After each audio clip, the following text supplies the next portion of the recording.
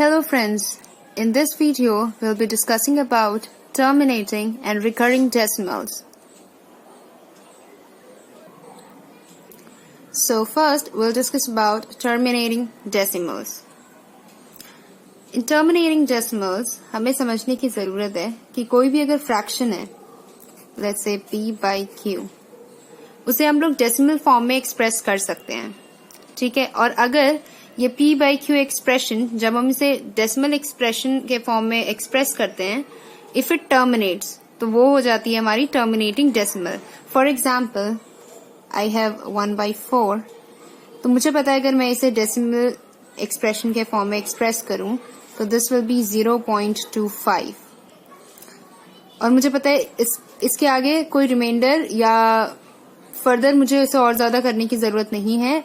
0.25 जो है यहाँ पर ये लास्ट डेसिमल एक्सप्रेशन यहाँ पर टर्मिनेट हो गया, right. For example you have got 5/8, this is 0.625, or maybe you got 13/5, that is 2.6. यहाँ पर जो लास्ट में डेसिमल एक्सप्रेशन है ये टर्मिनेट हो रहा है। अगर हम कोई फ्रैक्शन देखते हैं, क्या हम ये बता सकते हैं कि ये टर्मिनेटिंग होगा या नहीं होगा? सो इसके एक सिंपल ट्रिक है। मान लीजिए कोई भी ऐसा एक्सप्रेशन है p by q फॉर्म में, यानी कि फ्रैक्शन फॉर्म में है, लेट्स सपोज 1/2, ठीक है, और may be if it is 3/4 और 7/20 और 13/25, तो ट्रिक ये है, अगर जो आपका डिनोमिनेटर है, so you know that this is numerator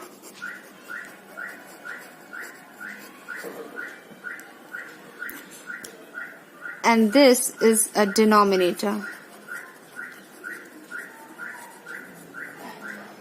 ठीक है। तो फ्रैक्शन के ये जो ऊपर वाला नंबर है ये न्यूमरेटर है और ये नीचे वाला डिनोमिनेटर। जो आपका डिवाइड करेगा दैट विल बी डिनोमिनेटर। तो अगर आपका डिनोमिनेटर जो है it has prime factors other than 2 and 5, तब तो वो टर्मिनेटिंग नहीं होगा। यानी कि ये जो डिनोमिनेटर है इसके जो प्राइम फैक्टर्स होने चाहिए वो 2 and 5 होने चाहिए,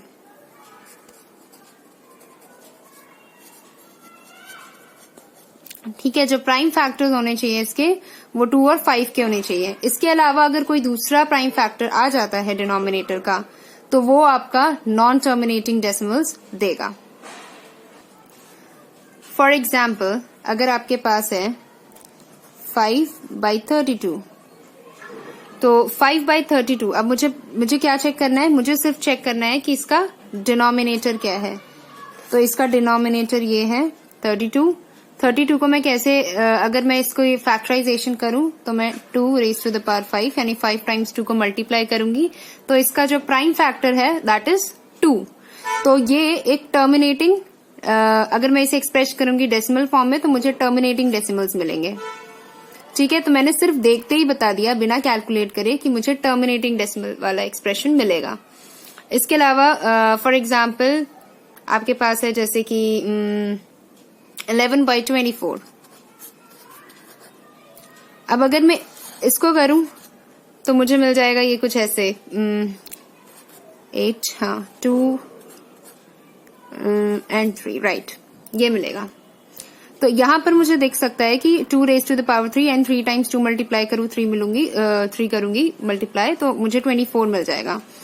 ऐसे केस में क्या होगा कि मुझे दिख रहा है कि अदर देन 2 and 5 यहाँ पर 3 दिख रहा है, तो ये एक नॉन टर्मिनेटिंग डेसिमल एक्सप्रेशन देगा, ठीक है। ये नॉन टर्मिनेटिंग डेसिमल एक्सप्रेशन देगा, रिकरिंग दे सकता है, राइट।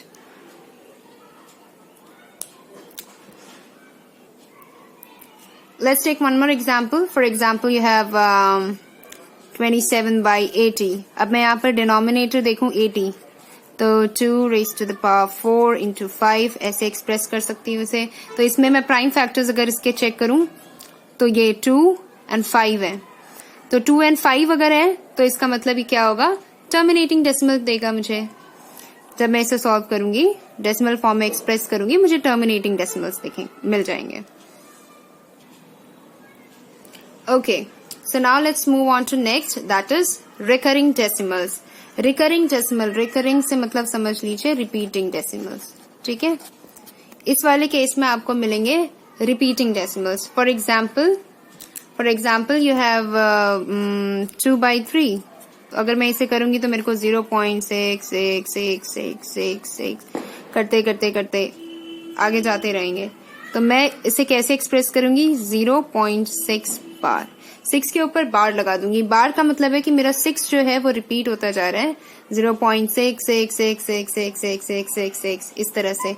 अगर 3/11 है 0.27272727 एंड सो ऑन. तो मैं इसे एक्सप्रेस कर सकती हूँ 0.2727 के ऊपर बार. इसका मतलब है कि 27272727 ऐसे ऐसे रिपीट होता जा रहा है. ठीक है, ओके. अब इसी से रिलेटेड एक टर्म आ जाएगा, that is length of period.